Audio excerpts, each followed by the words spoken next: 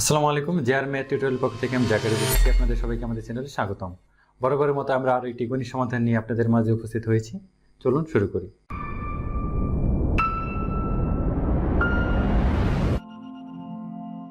তো খেয়াল করেন, আজকে আমরা মূলত কমপ্লেক্স অ্যানালাইসিস এই কোর্সটি সম্পর্কে আলোচনা করব। আমাদের এই কমপ্লেক্স অ্যানালাইসিস কোর্সটি হচ্ছে মূলত অনেক ছোট একটা কোর্স বলা যেতে পারে। কারণ এক্ষেত্রে আমরা যদি অধ্যায়টা খুলি, সেক্ষেত্রে মানে বইয়ের যে সূচিপত্র খুলি, সেখানে দেখতে পাবো আমরা মোট 6টা অধ্যায় আছে। ঠিক আছে, এখানে মোট 6টা অধ্যায় আছে। এই 6টা অধ্যায় থেকে যেই অঙ্কগুলা বেশি বেশি আসে, মূলত এই 6টা অধ্যায় থেকেই প্রশ্ন আসে। অর্থাৎ আপনার খ বিভাগে হচ্ছে 8টা প্রশ্ন আসে, সেখান থেকে আপনার 5টা দিতে হবে। গ বিভাগে 8টা প্রশ্ন আসে, সেখান থেকে আপনার 5টা দিতে হবে। তো দেখা যায় যে এই 6টা অধ্যায় থেকেই মূলত এই 8টা মানে 6টা অধ্যায় মিলিয়ে মোট 8টা প্রশ্ন আসে। এবং এখান থেকে আমরা মূলত এই মানে সহজ এবং কঠিন মানে জটিল বলা যায়, এগুলোর উপর ভিত্তি করে আমরা একটা সাজেশন বানাইছি। সে অনুসারে আমরা আগাবো। এখন সেই সাজেশন অনুসারে মানে আমাদের সাজেশন বানানোর উদ্দেশ্য হচ্ছে যে আপনার যাতে 8টা প্রশ্নের ভিতরে মিনিমাম 6 থেকে 7টা কমন পড়ে। এখন তো আপনার দিতে হবে 5টা। তো 6 থেকে 7টা কমন পড়লে সেখান থেকে বেস্ট চয়েস 5টা আপনি অবশ্যই অ্যান্সার করবেন। এটা খ বিভাগে এবং গ বিভাগেও। তো এর জন্য আমরা যেহেতু এই কোর্সটা ছোট এবং অধ্যায়গুলো কম, তবে এই অধ্যায়গুলো কম হলেও এর ভিতরে বেশ কিছু নিয়ম আছে এবং অনেক অঙ্ক আছে। তো আমাদের কোর্সটার নাম হচ্ছে যেহেতু কমপ্লেক্স অ্যানালাইসিস, মানে কমপ্লেক্স মানে হচ্ছে জটিল সংখ্যা, মানে এখানে জটিল বিশ্লেষণ হচ্ছে কোর্সটির নাম। তো এখানে মূলত সব মূল প্রথম থেকে যে আলোচনাটা আছে সেটা হচ্ছে মূলত জটিল সংখ্যা নিয়ে আলোচনা। তো আমরা আজকের যে ক্লাস, আজকের যেহেতু প্রথম ক্লাস ওরিয়েন্টেশন ক্লাস, আজকে মূলত এই জটিল সংখ্যা সম্পর্কে বিস্তারিত আলোচনা করব। এর জটিল সংখ্যা সম্পর্কে যাবতীয় আলোচনা হয়তো আপনার পূর্বে থেকেই জানেন, যেহেতু একটা ধাপ ইন্টারমিডিয়েট ধাপ, তারপর honours first year second year ধাপ অতিক্রম করে এই থার্ড ইয়ারে আসছেন। তাই অতএব আপনারা হয়তোবা অনেক এই জটিল সংখ্যা সম্পর্কে বিস্তারিত জানেন। তারপরও আজকে আমরা সেই পুরাতন পড়াগুলো একটু রিভিশন দিব এবং আজকে নতুন কিছু জানা যায় কিনা সেই সম্পর্কে আলোচনা করবো এবং পারলে পুরাতন পড়াটা একটু রিপিট করবো। হ্যাঁ, তো আমাদের যে কমপ্লেক্স অ্যানালাইসিসের প্রথম অধ্যায়টা আছে সেটা হচ্ছে মূলত এই জটিল সংখ্যা নিয়ে। ঠিক আছে, জটিল সংখ্যা নিয়ে অধ্যায়টা আছে। তো আমরা প্রথম অধ্যায়টা করবো। এখন এই জটিল সংখ্যার ইতিহাস আছে। তো জটিল সংখ্যা মানে কমপ্লেক্স নাম্বার, এই শব্দটি প্রথম ব্যবহার করেন আমাদের কার্ল ফ্রেডরিক গাউস, অর্থাৎ আমাদের সিএফ গাউস। তিনি প্রথমে এই শব্দটি ব্যবহার করেন। তিনি ছিলেন মূলত জার্মান ম্যাথমেটিশিয়ান, গণিতবিদ। এবং তার পরিবর্তিত হচ্ছে অগাস্টিন লুইস কোসি, তারপর হচ্ছে আপনার বার্নার্ড রিমেন, এরপরে হচ্ছে আপনার পরবর্তীতে পর্যায়ক্রমে এখান থেকে কার্ল হচ্ছে ওয়েস্টার্স। তারা মূলত এই কোর্স মানে এই শব্দটি সম্পর্কে পরবর্তীতে বিস্তারিত তাদের যে বিভিন্ন মতবাদ প্রবর্তনা করেন। অর্থাৎ এদের মূলত কাজের ফলে, সফলতার ফলে আজকে আমরা এই জটিল সংখ্যার একটা বিস্তারিত রূপ দেখতে পাচ্ছি। ঠিক আছে, তো এই জটিল সংখ্যা মূলত আমাদের এর যে একটা সেট আকারে আছে, সেই সেট আকারে লিখবো। আর আমরা জটিল সংখ্যা বলতে বুঝি যে আমাদের এক্স প্লাস আই ওয়াই আকার, এটা আমরা বুঝি। তো এটাকে যদি সেট আকারে লেখা হয়, তো আমাদের এই জটিল সংখ্যাকে প্রকাশ করার জন্য সি দিয়ে প্রকাশ করা হয় এবং এখানে একটা দাঁড়ে দিতে হয়। ঠিক আছে, আমরা যখন জেড দিয়ে এরকম জেড লিখি, এটা হচ্ছে আমাদের মূলত পূর্ণ সংখ্যা, তখন এইভাবে দিয়ে আমরা মানে একটু বিশেষভাবে লিখি যাতে এটা আলাদা করে বোঝা যায়। তো এখানে সি দিয়ে প্রকাশ করা, এটা সেট আকারে লিখলে এটা হচ্ছে আমাদের এক্স প্লাস আই ওয়াই। এই এক্স প্লাস আই ওয়াই হচ্ছে আমাদের এক্ষেত্রে জটিল সংখ্যা বা জটিল আকার। এবং এক্ষেত্রে এই এক্স এবং এই আই এর পরিচয় আছে। এই এক্স এবং আই হচ্ছে দুটাই হলো আমাদের রিয়েল নাম্বার, অর্থাৎ বাস্তব সংখ্যা। এবং এক্ষেত্রে এই আই যে আছে, আই এর পরিচয় হচ্ছে আই সমান হচ্ছে আমাদের রুট -1। ওকে, এই পর্যন্ত হচ্ছে এদের মূলত যে সেট আকার। এইভাবে দেওয়া আছে, আমি এটুকু লিখলাম। আমরা মূলত এখান থেকে বিস্তারিত আলোচনাটা শুরু করব। তাহলে এটা হচ্ছে আমাদের এই জটিল সংখ্যার মূলত সেট আকার। তো এই জটিল সংখ্যার যে সেট আকার আছে, এখান থেকে আমরা মূলত পরবর্তী আলোচনাটা স্টার্ট করব এবং এদের যে বিভিন্ন অবস্থা, বিভিন্ন রূপান্তর, সেই সম্পর্কে আমরা আলোচনা করব। তো খেয়াল করেন, আমরা এক্স প্লাস আই হচ্ছে জটিল আকার। আমরা মূলত এই জটিল সংখ্যাকে জেড দ্বারা প্রকাশ করি, ছোট হাতের জেড দ্বারা প্রকাশ করি। জেড সমান হচ্ছে আমাদের এক্স প্লাস আই ওয়াই। হ্যাঁ, জেড সমান হচ্ছে আমাদের এক্স প্লাস আই ওয়াই। এখন এই এক্স এবং ওয়াই হচ্ছে আমাদের বাস্তব সংখ্যা। ঠিক আছে, এই এক্স এবং ওয়াই হচ্ছে বাস্তব সংখ্যা এবং আই হচ্ছে আমাদের এখানে কাল্পনিক মান। অর্থাৎ আমরা যদি একটা উদাহরণ দিই, তো খেয়াল করেন, আমরা যদি এক্ষেত্রে ধরেন 9, এই 9কে যদি আমরা রুট করতে চাই, সেক্ষেত্রে আমাদের 3 আসবে, 3 অর্থাৎ +-3 আসবে, এমন একটা মান আসবে। যদি ধরেন এখানে আছে আমাদের -9, এই -9 যদি থাকে, এটাকে রুট করতে গেলে আমাদের একটা কাল্পনিক সংখ্যা বিবেচনা করতে হবে। অর্থাৎ সেক্ষেত্রে আমরা বাস্তব মান পাবো না, এর বাস্তব মান পাবো না, এর একটা কাল্পনিক মান পাবো। সেই কাল্পনিক মানটাকে আমাদের এখানে ইমাজিনারি আই, এই আই দ্বারা প্রকাশ করা হয়েছে। এই আই এর একটা পরিচয় আছে, সেটা হলো আমাদের √-1, অর্থাৎ আমরা যদি এক্ষেত্রে এই রুটটা এই পাশে দিয়ে দিই, দেখা যাবে যে এই আই স্কোয়ার সমান হয়ে যাবে আমাদের -1। তো আমরা মূলত আই স্কোয়ার সমান -1 এটা মোটামুটি সবাই জানি, অর্থাৎ এক্ষেত্রে আই সমান হচ্ছে √-1, এটা হচ্ছে এর পরিচয়। এক্ষেত্রে আমরা আই স্কোয়ার সমান -1 মানটা ইউজ করে বিভিন্ন জায়গায় জটিল সংখ্যার সমাধান করে থাকি। ঠিক আছে, তাহলে হচ্ছে বিষয়। এখন আমাদের এই যে জটিল সংখ্যা লিখলাম, এখন এখান থেকে এই যে এক্স আছে সেটা হচ্ছে আমাদের মূলত বাস্তব অংশ, মানে দুইটাই এক্স ওয়াই হচ্ছে বাস্তব সংখ্যা, কিন্তু এই জটিল সংখ্যার দুইটা অংশ, একটা হচ্ছে এইটুকু, এটা আরেকটা হচ্ছে এইটুকু। এখন এই এক্স হচ্ছে আমাদের মূলত বাস্তব অংশ এবং ওয়াই হচ্ছে আমাদের কাল্পনিক অংশ। তাই আমরা যদি এক্স লিখতে চাই, এক্স কে আমরা লিখতে পারি মূলত রিয়েল জেড দ্বারা, অর্থাৎ এই জেড হচ্ছে সম্পূর্ণ, এক্ষেত্রে এই জেড এর বাস্তব অংশ হচ্ছে আমাদের রিয়েল জেড, এই রিয়েল জেড সমান আমরা লিখতে পারি এক্স, এবং এই আই ওয়াই এই অংশ হচ্ছে আমাদের মূলত কাল্পনিক অংশ। এবং কাল্পনিক সংখ্যায় যে আই বাদ দিয়ে আমরা মূলত এই ইমেজিনারি, অর্থাৎ আই এম জেড দিয়ে ইমেজিনারি জেড দিয়ে লিখতে পারি ওয়াই, অর্থাৎ জেড সমান হচ্ছে এক্স প্লাস আই ওয়াই। এক্ষেত্রে এক্স হচ্ছে আমাদের বাস্তব অংশ, তাই রিয়েল জেড সমান এক্স, এবং এই আই ওয়াই এইটুকু হচ্ছে আমাদের মূলত কাল্পনিক অংশ, সেক্ষেত্রে আমাদের ইমেজিনারি জেড সমান হচ্ছে ওয়াই। ওকে, এ পর্যন্ত হচ্ছে আমাদের এদের বাস্তব এবং কাল্পনিক অংশ নিয়ে আলোচনা।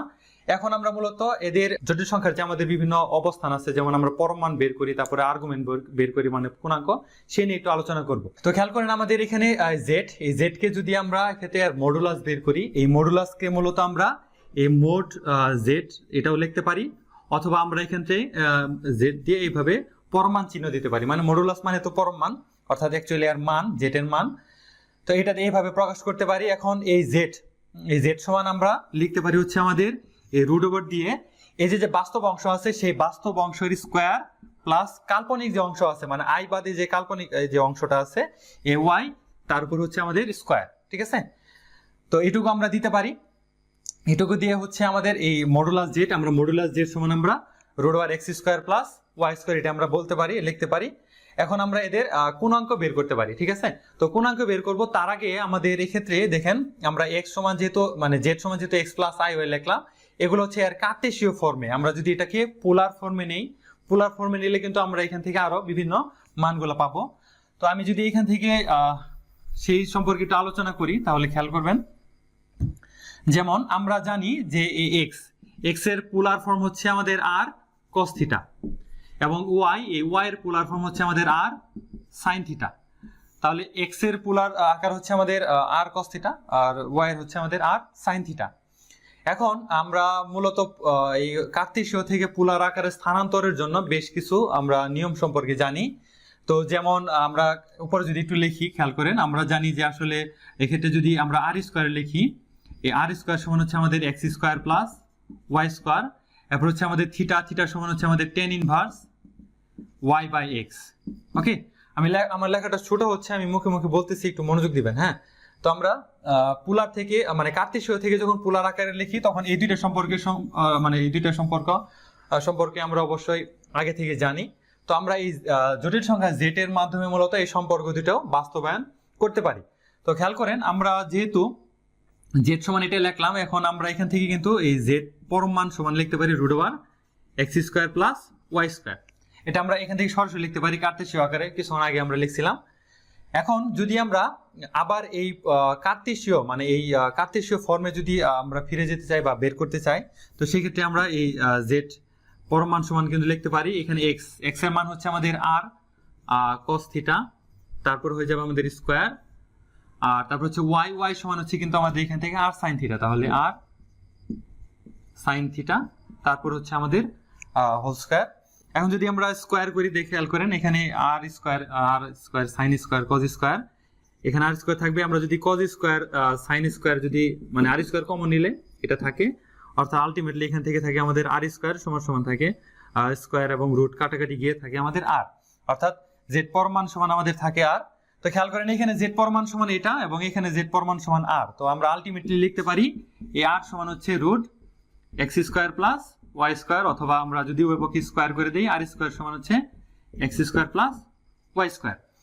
তো এক্ষেত্রে আমরা মূলত এই জটিল সংখ্যার কার্তেশীয় আকার মানে কার্তেশীয় ফর্মে তো পাই, এবং সাথে সাথে এর যে xy এর পোলার স্থানাঙ্ক আছে সেই মান বসায় আমরা মূলত এই এই অবস্থাটা পাই, ঠিক আছে। অর্থাৎ এক্ষেত্রে আমরা মূলত জেটের যে পরম মান অর্থাৎ মডুলাস জেড সেটা সম্পর্কে আলোচনা করলাম। এখন যদি আমরা মূলত এর থিটার মানটা বের করতে চাই, এই থিটার মানটা অর্থাৎ এই জটিল সংখ্যা এই থিটার মানটা যে বের করবো এটাকে মূলত আমাদের আর্গুমেন্ট বলা হয় বা কোণাঙ্ক বলা হয়। সেই কোণাঙ্ক সম্পর্কে আমরা একটু জানবো। হ্যাঁ, তো দেখেন আমরা জেড সমান হচ্ছে এক্স প্লাস আই ওয়াই লিখছিলাম, তাহলে এক্স এর পোলার আকার হচ্ছে আর কস থিটা, ওয়াই হচ্ছে আমাদের আর সাইন থিটা, এটুকু আছে। এখন আমরা যদি এখান থেকে ধরেন ওয়াই বাই এক্স বের করি, ওয়াই এর মান হচ্ছে আমাদের আর সাইন থিটা, এক্স এর মান হচ্ছে আমাদের আর কস থিটা, তাহলে এক্ষেত্রে আমরা কস থিটা লিখি। তো এখানে ওয়াই বাই এক্স থাকলো, আর আর কাটা, সাইন বাই কস মানে আমরা সরাসরি টেন থিটা লিখতে পারি। এখন যদি আমরা এই থিটা বাদে টেন এই পাশে দিয়ে দিই এবং একসাথে যদি লিখি তাহলে আমরা থিটা সমান লিখতে পারি ultimately tan inverse y by x, ঠিক আছে। থিটা সমান হচ্ছে আমাদের tan inverse y by x, এটা হচ্ছে আমাদের মূলত এই জটিল সংখ্যা যে আছে সেই জটিল সংখ্যার আর্গুমেন্ট। তবে এই জটিল সংখ্যার যে আর্গুমেন্ট এটাকে মূলত আমাদের মুখ্য আর্গুমেন্ট বলা হয়, অর্থাৎ প্রিন্সিপাল আর্গুমেন্ট বলা হয়, যেটাকে বাংলায় বলা হয় আমাদের মুখ্য কোণাঙ্ক।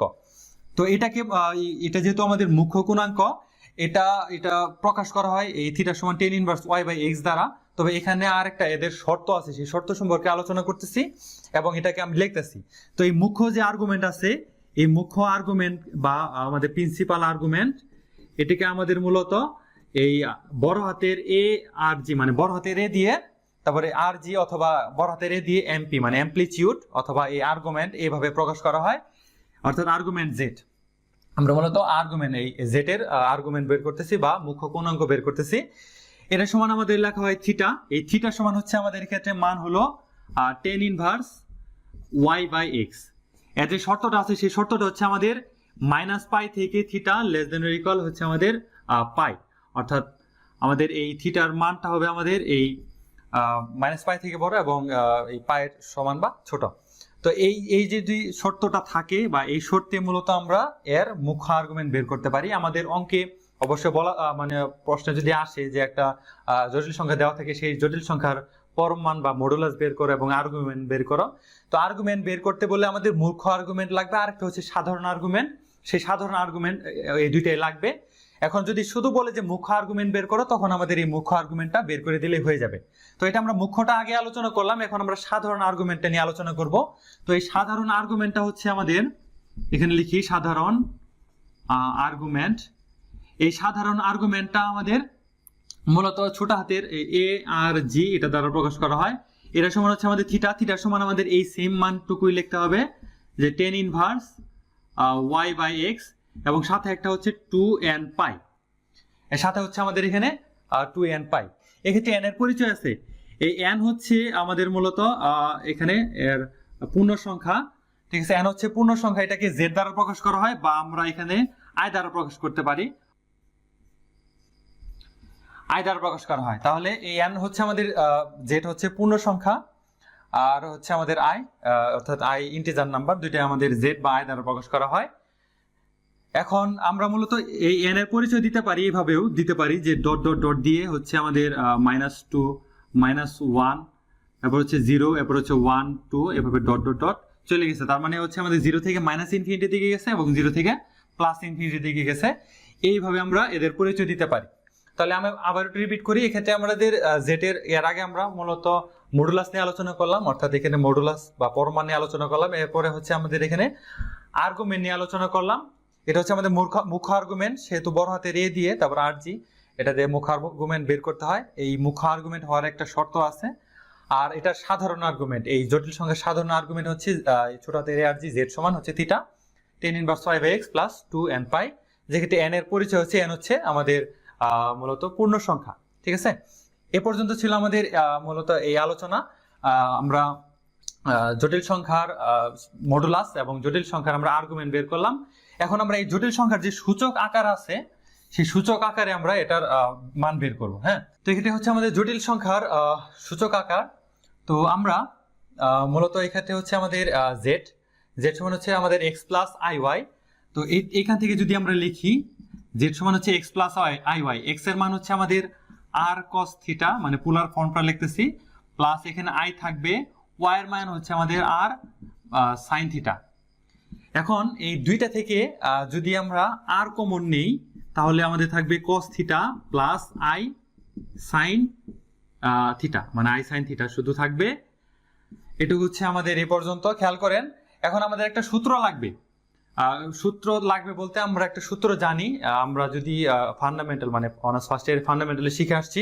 একটা সূত্র আছে আমাদের ওয়েলারের সূত্র, আমি এখানে লিখতেছি।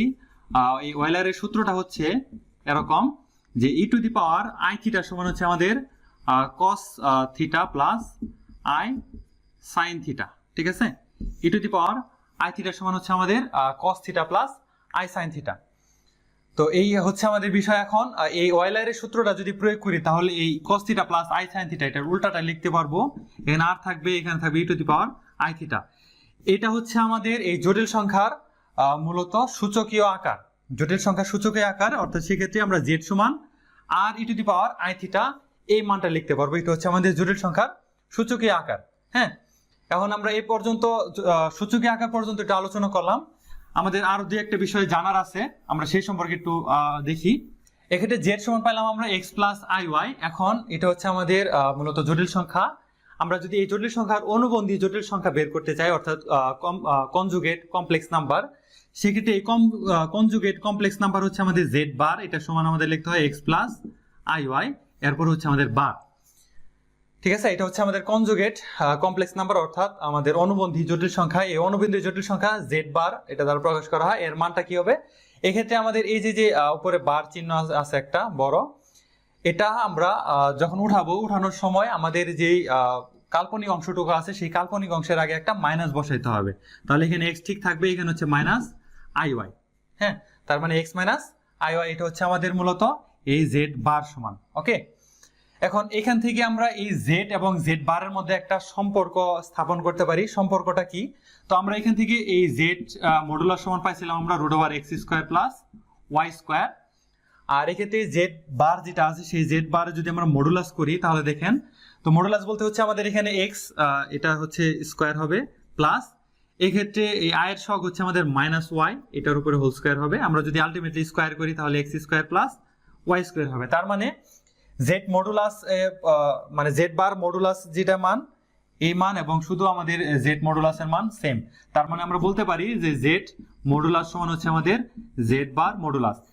এই বিষয়টা আমাদের ভবিষ্যতে অঙ্কে কোথাও না কোথাও লাগতে পারে, অবশ্যই লাগবে, এবং এই সম্পর্কে আমাদের অবশ্যই জানা থাকতে হবে। হ্যাঁ, তার মানে আমরা এখান থেকে একটা সূত্র প্রতিস্থাপন করতে পারি।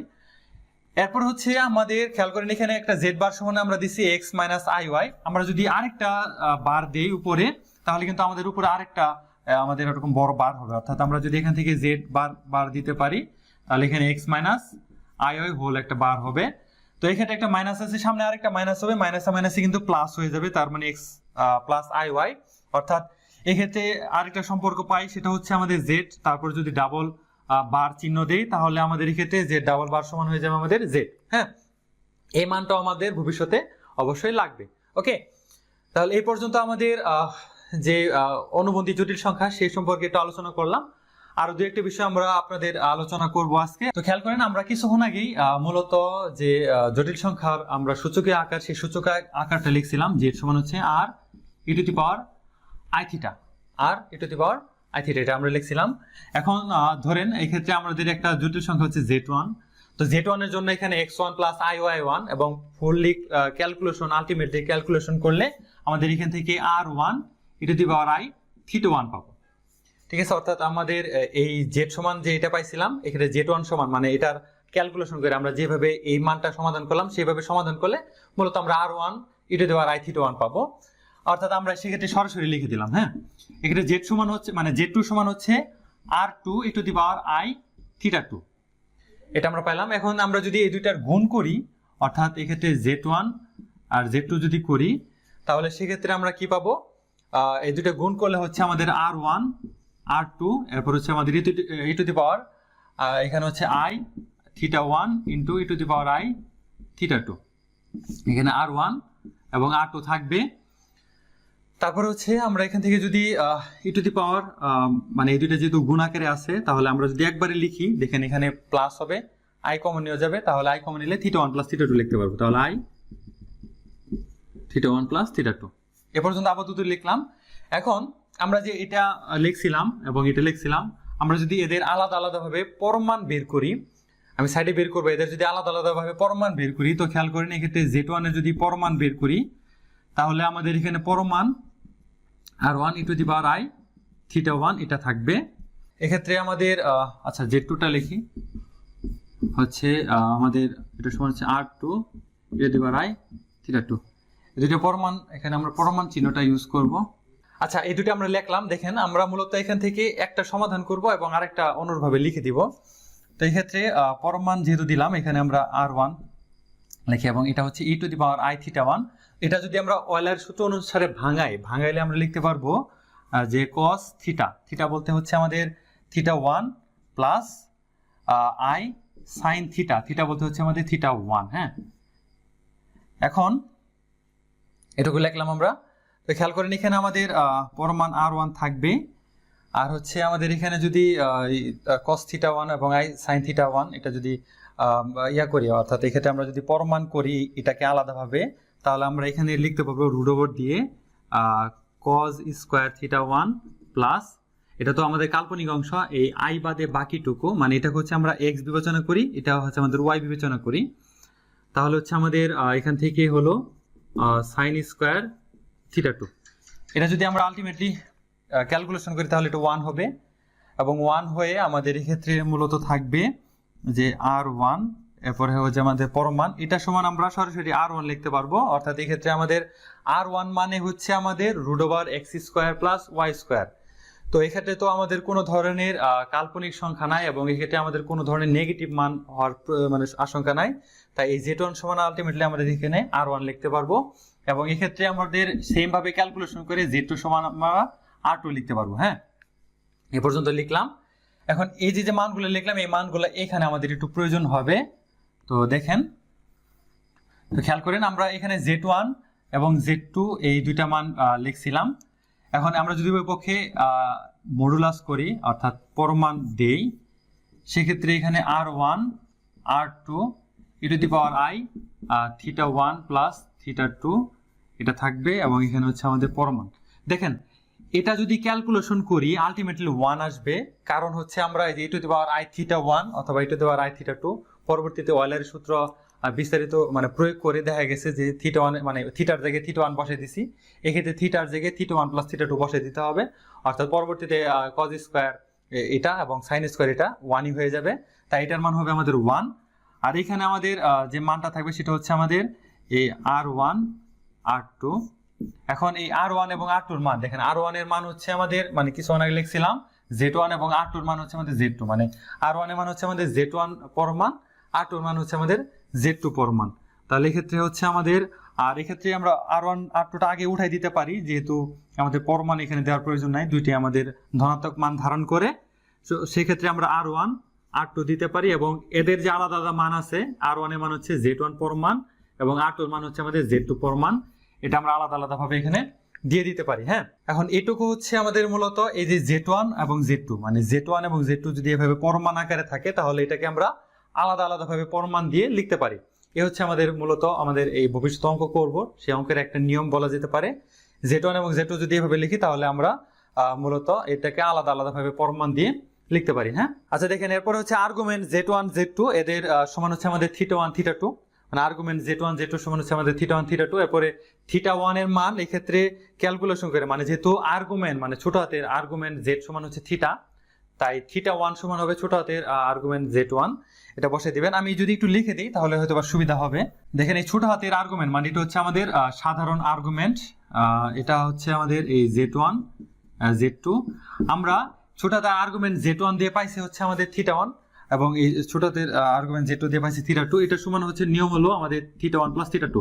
এগুলো বাংলা কথা লেখা আছে, মানে এই আর্গুমেন্টের গুণফল এবং আর্গুমেন্টের যে মানে মডুলাসের গুণফল, আর্গুমেন্টের গুণফল, এই বাংলা কথাগুলো নিচে লেখা আছে, আপনারা অবশ্যই ভালো করে পড়ে নেবেন। আমি এটা লিখতেছি এখন থিটা 1 মানে থিটা সমান হচ্ছে আর্গুমেন্ট Z1, থিটা 1 যেহেতু তার মানে এখানে আমরা আর্গুমেন্ট Z1 দিব প্লাস আমাদের হচ্ছে আর্গুমেন্ট Z2, ঠিক আছে, এটা আমরা লিখতে পারি। এটা হয়তো ভবিষ্যতে আমাদের কোনো অঙ্কে প্রয়োজন হলেও হতে পারে। অর্থাৎ আমরা মূলত এদের পরিচয়গুলো এখান থেকে জানলাম। হ্যাঁ, তো আজকের ক্লাসটা এই পর্যন্তই। আপনারা সুস্থ থাকুন, ভালো থাকুন, আল্লাহ হাফেজ। অফার অফার অফার বিএসসি গণিত বিভাগের তৃতীয় বর্ষের একসাথে 7টি কোর্সে এবং চতুর্থ বর্ষের 8টি কোর্সে ভর্তি চলছে। যোগাযোগ হোয়াটসঅ্যাপ অথবা সরাসরি কল 01790054896 অথবা 01910865705।